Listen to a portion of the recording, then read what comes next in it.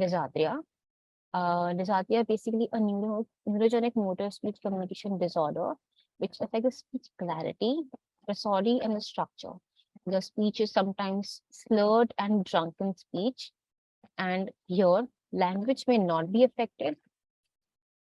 Language may not be affected, but speech clarity is definitely affected here, and that's why it's kind of a type of a articulation disorder. So, coming to therapy, works on strengthening the muscles, working on the range of motion exercises, intelligibility drills, and sometimes even prosody training. Prosody training comes in the picture when the individual has maybe a drunken speech, which has to be worked upon so that we get a normal tonality of the speech.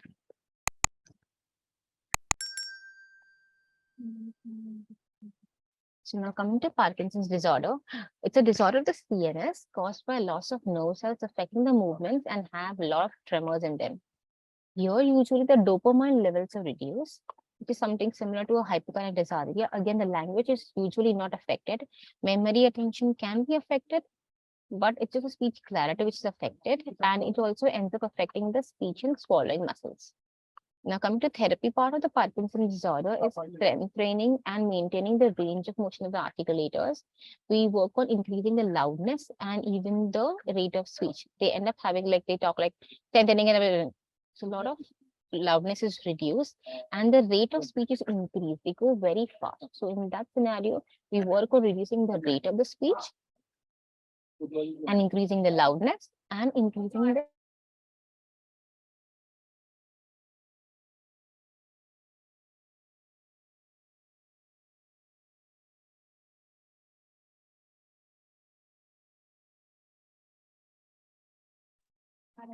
Hello, am I audible? Yes, ma'am, you're audible. Okay. Okay, now coming to the slide of aphasia versus dysarthria.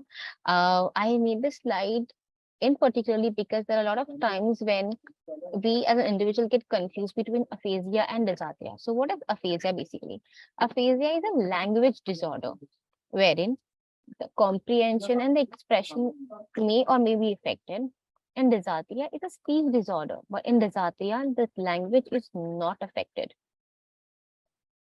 In aphasia, speech clarity may or may not be affected, but dysarthria, speech clarity is definitely affected. At times, nonverbal communication can be affected too.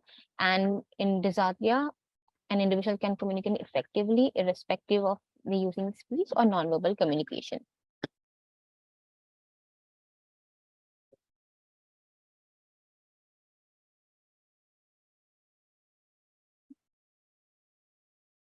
Now we come to nonverbal communication. I spoke a lot about nonverbal communication. So it can be employed for an adult or a child or any individual. So here we use AAC, that is augmentative and alternative communication. We sometimes end up using communication boards. We even use sign language. We have something called as Indian Sign Language, which uses slightly different grammar as compared to normal Hindi language. And we also have something called as American Sign Language, which is a universal language. We have a Macadam, it's also developed for sign language. We can even communicate symbolically or gesturally saying, come, give, sleep, in this way. So these are the few examples that I have taken to explain you. So this is not a basic communication board which rather I use in my ICU settings with an adults where they can communicate just if they want to get a suction done, if they want to get their bed adjusted, or if they want to go for a washroom or want to call for a doctor or a nurse.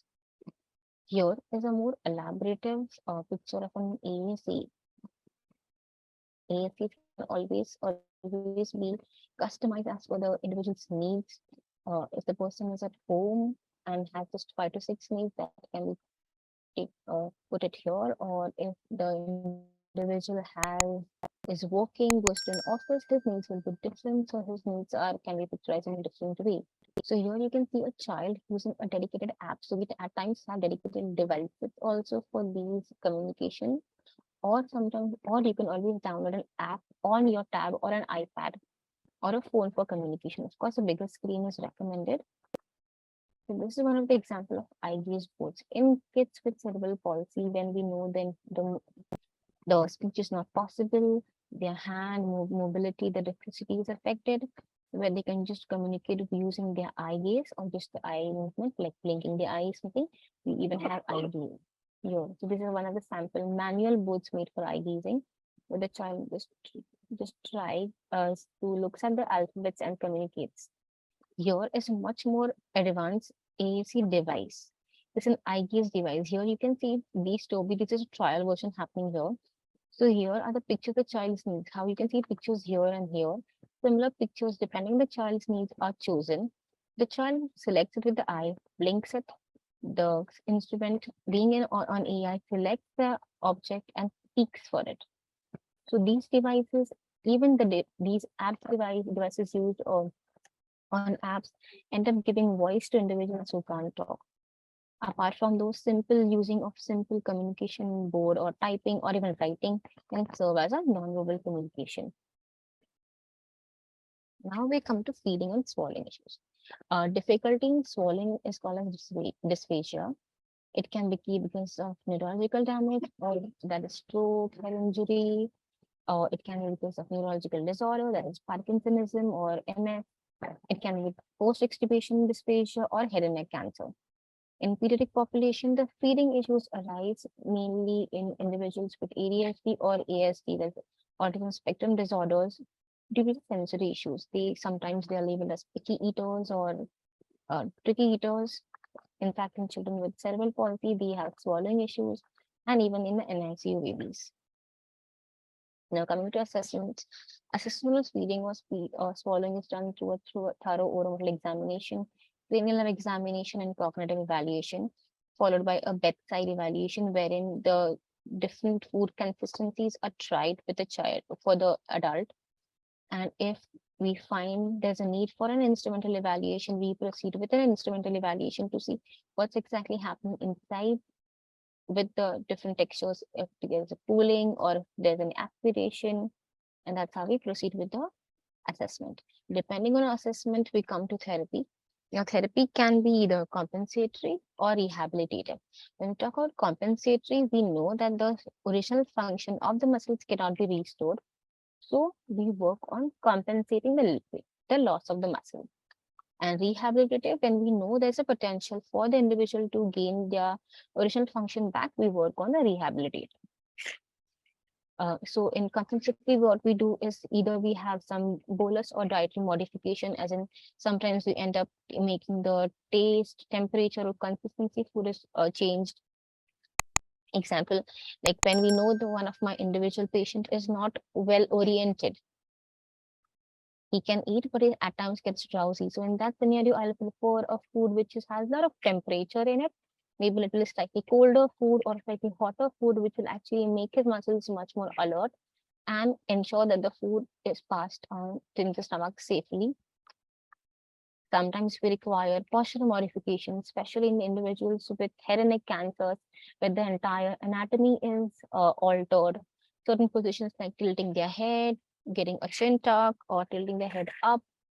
These postures help in swallowing, because usually in head and neck cancers, in oral cancers rather, I would say, the swallowing is intact, but the active propulsion of food from the oral cavity to behind of the oral cavity is affected. So we can use different postural modifications to ensure that they eat normal food. Now coming to rehabilitative, here we know the original functions may be restored. So we start strengthening the muscles. We work on the strength training of the muscles. We use different maneuvers like Mendelssohn's maneuver, supraglottic swallow, supraglottic swallow, etc. And sometimes when that also doesn't help, we even try thermal or tactile and electrical stimulation to ensure that the muscles come back to their original function. Sometimes one or combination of two or three are employed to ensure that we maintain airway safety with adequate oral intake.